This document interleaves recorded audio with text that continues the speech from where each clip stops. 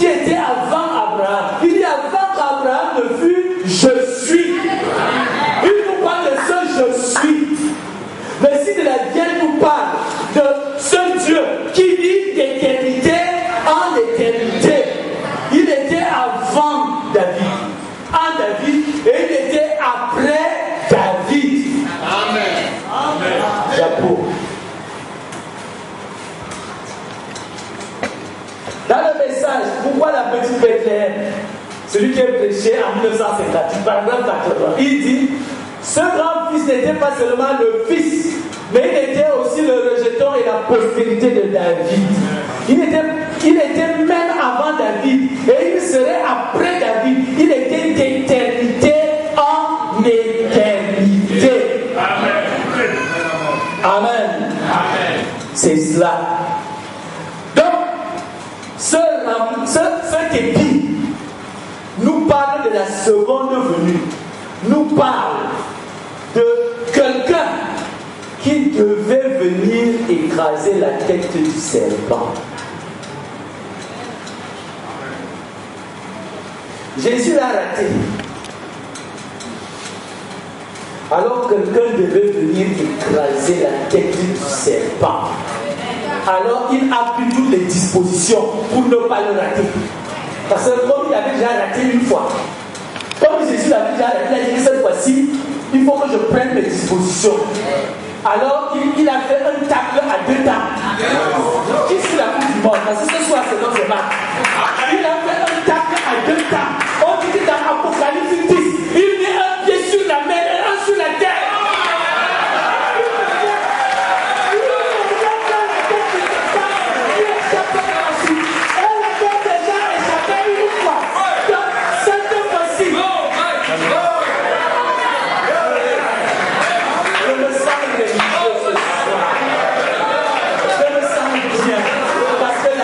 C'est pas est déjà belle et bien écrasée.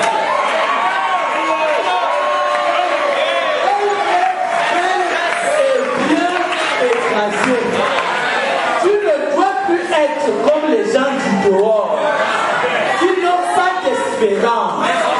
Mais toi, tu dois avoir de l'espérance.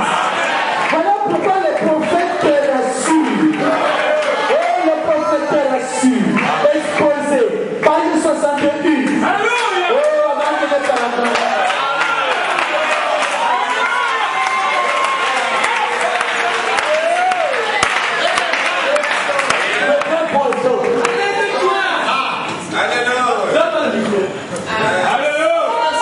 Faites l'autre match. Voilà.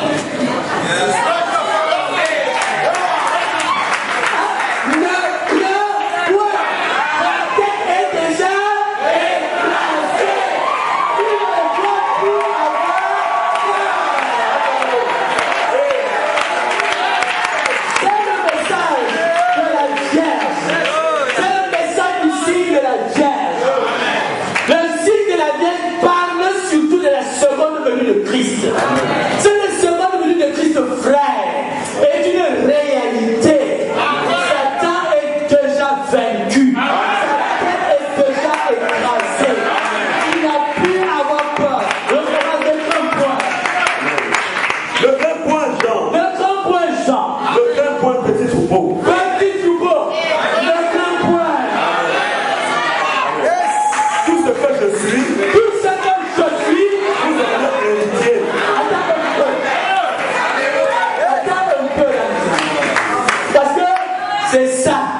C'est ça le peuple. Asseyez-vous, que le Seigneur vous bénisse. Asseyez-vous. William Branham a prêché un message possédant toutes choses. Dans ce message, William Branham parle d'Abraham. Il dit que Abraham était l'homme le plus pauvre du pays et pourtant tout le pays lui appartenait. Il était là sous les chaînes de Mamré où il faisait chaud. C'était fort. Ça l'a coulé sous la lune là-bas derrière la tente. Les bergers se plaignaient. Il n'y avait pas d'herbe. Le troupeau était déjà en train de mourir. Abraham était là. Il était là. Toujours en train de chanter. Comment tu peux chanter? Vous savez,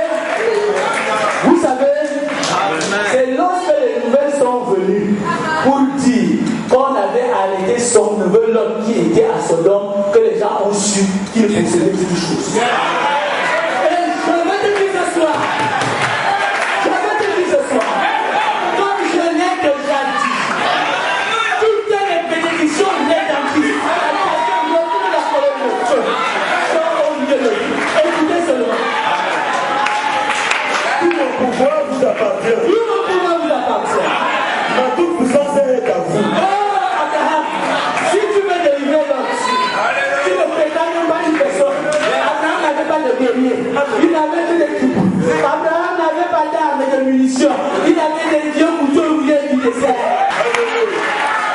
Ce soir, je ne sais pas qu'est-ce qu'il y a devant de toi. Est-ce qu'il y a un élève dans la salle? Le signe de la vieille n'est pas venu apporter l'échec. Non. Il n'est pas venu apporter l'échec. Je ne sais pas. Je ne sais pas. Quel est le dossier que tu as? Je ne sais pas. Quels sont tes besoins? Je ne sais pas. Où est-ce que tout est tout? La colonne des feux n'est pas venue pour apporter l'échec. Vas-y, mon frère. Mais l'amour, le courage et la capacité. Tout pouvoir m'a été donné. Et c'est à vous qu'il appartient de l'utiliser. C'est à toi de l'utiliser. Ce soir, tu peux l'utiliser. Tu peux utiliser ce pouvoir. Vas-y, frère. Prononcez la parole. Prononcez la parole. Et je l'accomplirai. Et je l'accomplirai. C'est mon alliance. C'est mon alliance. Et elle est invalide.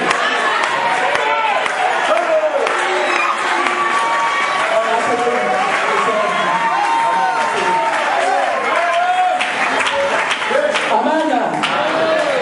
Que le Seigneur vous bénisse. Nous voyons donc que le rameau qui est dans la main droite, c'est la première venue. L'épi qui est dans la main gauche, c'est la seconde venue. Mais la femme elle-même, c'est Christ. La femme elle-même, cette jeune fille, c'est Christ. William Branham nous a dit, et je l'ai dit ici hier soir, que dans Apocalypse chapitre 1er, se promenant au milieu des 7 lampes d'or, c'était une femme. Jésus-Christ sous la forme d'une femme. Diapo.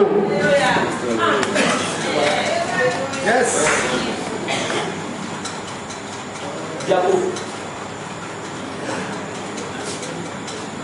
Dans Apocalypse chapitre 1er, verset 10 jusqu'au verset 18, Jean a vu quelqu'un qui se tenait au milieu des 7 chandeliers d'or. Il dit à partir du verset 13. Et au milieu des 7 chandeliers, quelqu'un qui ressemblait à un fils d'homme, vêtu d'une longue robe et ayant une ceinture d'or sur sa poitrine. Amen. Diapo. William Branham dit dans le message La marque de la bête, au paragraphe 47 jusqu'au paragraphe 49, et il dit, je vais seulement lire le 49 pour acheter le temps. Nous avons vu l'église se tenir là dans sa beauté. Christ s'est façonné en elle. Et l'église portait un vêtement blanc. Et remarquez, c'était une femme. Amen. C'était une femme. Donc, la Vierge même nous parle de Christ. Et c'est ce Jésus-Christ-là qui est sur la terre aujourd'hui. Amen. Oui. Amen. Amen. Ça nous interpelle. Amen. Ça nous interpelle. Vous savez, nous sautons beaucoup quand on nous dit que nous devons utiliser la toute-puissance de Jésus-Christ. Que nous n'avons qu'à prononcer la parole qui va l'accomplir. Nous sommes très contents. Mais nous ne devons pas seulement représenter Jésus-Christ dans sa force et dans sa puissance. C'était une jeune fille vierge et pure. Le seul Jésus que le monde verra, c'est toi.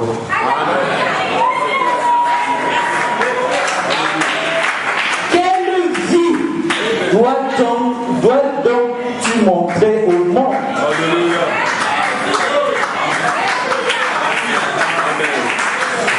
C'est ça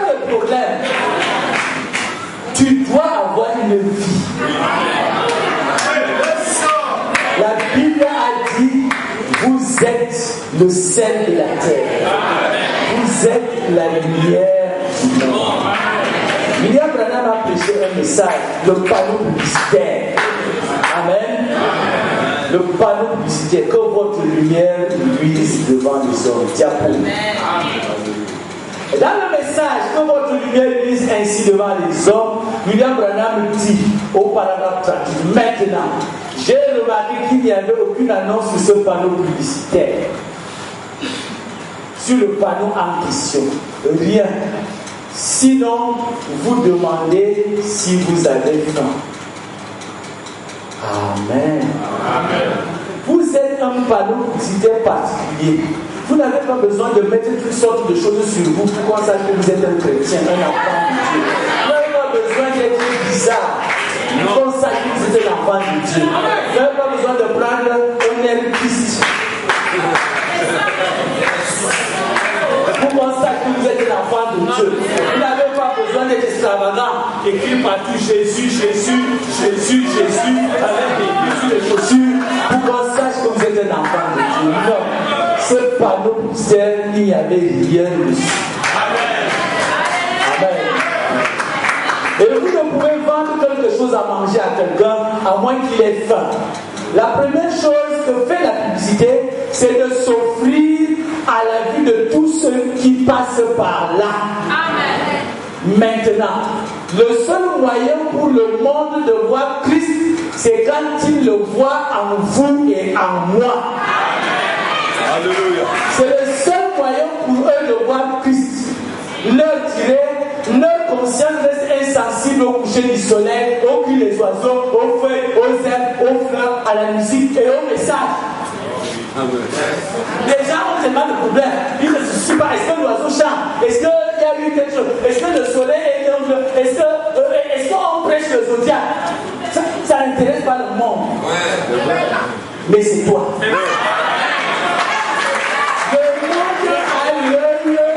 Sur toi.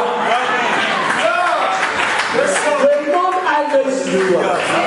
À partir de ce soir, que chacun de vous se rappelle qu'il est un panneau publicitaire de Dieu. Vous êtes tiré, vous êtes l'agent de publicité de Dieu. Bon, le monde vous regardera pour voir ce que Christ est. Amen.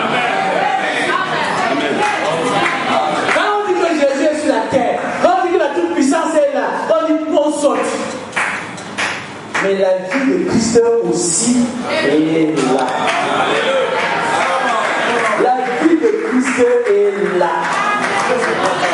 Nous devons montrer ça au monde.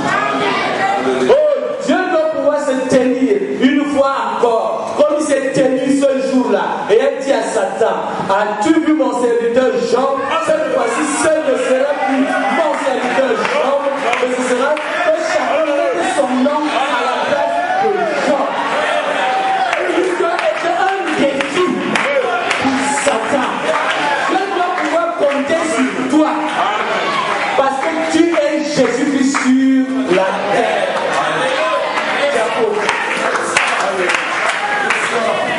Au paragraphe 39, maintenant la première chose pour n'importe quelle publicité est qu'on doit la voir. Puis deuxièmement, on doit avoir besoin de la chose.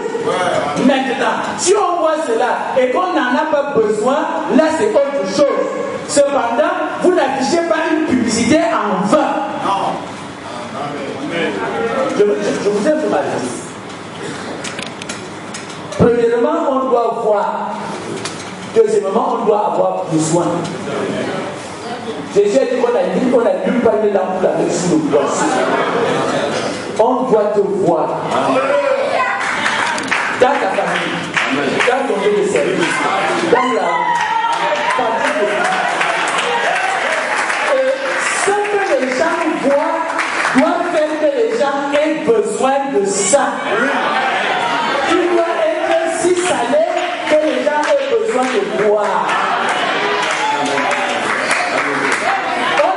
Pas n'importe quoi. Il vous dit, oh, j'espère que nous voyons cela, l'attraction du salut. C'est que cela signifie une personne.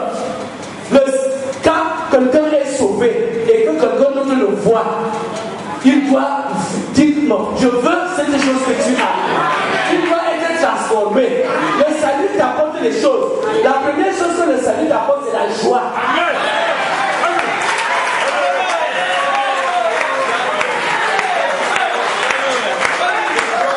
Un chrétien triste est un triste chrétien. Un homme ou une femme qui se plaint constamment, c'est une vie couronnée par Satan. Le salut n'apporte que la joie.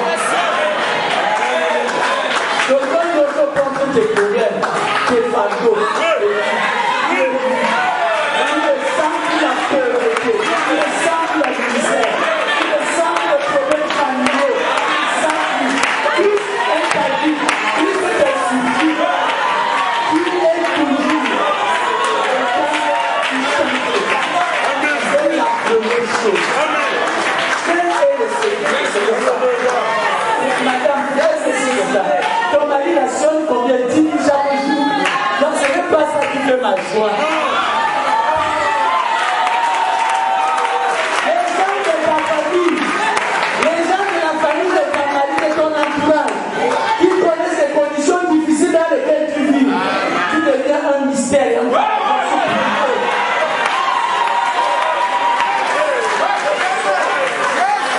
C'est ce que nous apporte la joie. Savez-vous, la Bible dit que la Vierge Marie était pauvre. Joseph, son fiancé, était pauvre. Donc dites un peu amen. Mais William Branham dit qu'il ne voyait pas le pauvreté. Et alors qu'ils étaient là sur la colline de Bethléem, ils ne sont pas commencé à dire ouais, nous sommes si pauvres. Et il fait 6 fois c'est l'hiver. Il dit non. Est-ce que tu vois le ciel? Tu vois ces étoiles? Et dans cette vallée, il y a la source où David aimait boire. Tu ne vis pas tes problèmes. Tu ne vis pas. Tu n'es pas quelqu'un qui a besoin d'assistance. Mais c'est que tu dois assister les autres.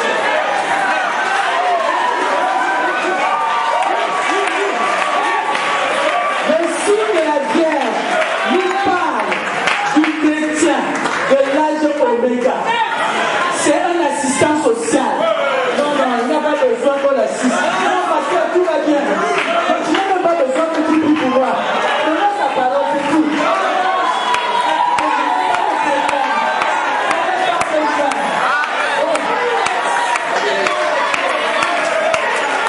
Nous avons dépassé l'âge. Prie pour moi parce que je veux un jeune. C'est sous nos pieds.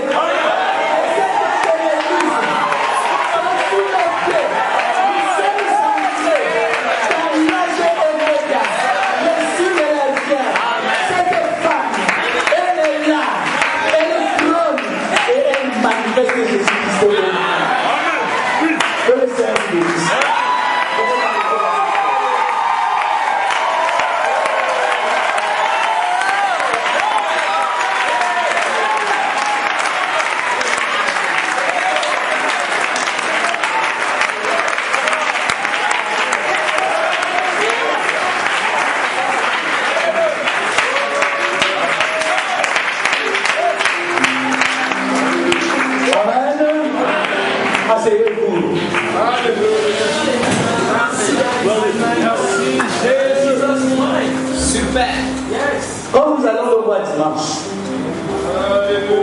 votre signe de naissance influe sur votre caractère. Vous voulez qu'on dise un mot sur le caractère des natifs de la Vierge?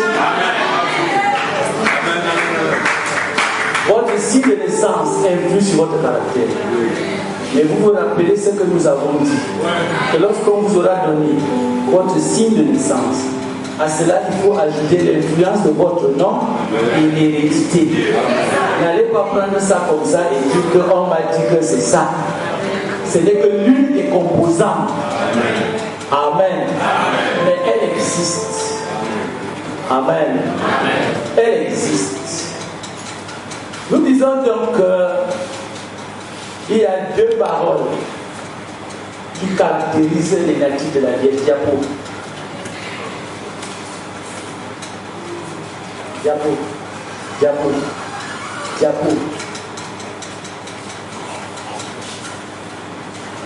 La première parole qui caractérise l'église des natifs de la Vierge, c'est Luc chapitre 1er, verset 35 à 38. C'est la visite de l'ange Gabriel à la Vierge Marie. Et vous savez que vous êtes la deuxième Marie. Amen. L'ange lui répondit, le Saint-Esprit viendra sur toi, et la puissance du Très-Haut te couvrira de son nom. C'est pourquoi le saint enfant qui naîtra de toi sera appelé fils de Dieu. Voici, Élisabeth, ta parente, a conçu elle aussi un fils en sa vieillesse. Et celle qui était appelée stérile est dans son 6e mois, car rien n'est impossible à Dieu. Marie dit, je suis la servante du Seigneur, qu'il me soit fait selon ta parole. Et l'ange la quitta. Amen. La première caractéristique des natifs de la Vierge, c'est que les natifs de la Vierge ne sont pas faits pour être des chefs, ni pour diriger, mais ils sont faits pour se soumettre et pour exécuter. Je suis la servante du Seigneur, qu'il te soit fait selon ta parole. Les natifs de la Vierge sont de très bons collaborateurs. Ils sont de très mauvais chefs. Ils ne sont pas faits pour commander. Ce sont de bons collaborateurs. Ils sont zélés, ils sont dévoués et on peut leur faire confiance. Ce sont des travailleurs infatigables et ils sont très ordonnés et méticuleux. Mais ils ne sont pas faits pour commander. Amen. La deuxième écriture. Et cela concorde avec ce que nous avons dit parce que, si vous vous rappelez, nous avons parlé des signes cardinaux, des signes fixes et des signes mutables. Et nous avons dit que la Vierge est un signe mutable. C'est un peu Amen. C'est un signe mutable parce que, Amen. Le Seigneur vous bénisse. Nous avons dit que le signe mutable, c'est un signe influençable. Amen. Parce qu'il y a le chevauchement, ça c'est la fin d'une saison et le début d'une autre saison. C'est pour ça que c'est un bon subalterne pour se soumettre. Amen. Il n'est pas fait pour commander. Amen. Maintenant, la Vierge est un signe de terre. Amen. Et la première écriture est une écriture qui s'applique aux natifs de la Vierge. La Bible dit que Jésus croissait en sagesse, en stature, en grâce devant Dieu et devant les hommes, et qu'il était soumis à sa mère. La femme vierge est une bonne mère. Elle connaît prendre soin des enfants. Elle est une très bonne femme à la maison. Elle est sobre, elle est discrète. Amen. C'est quelqu'un qui fait très peu de bruit.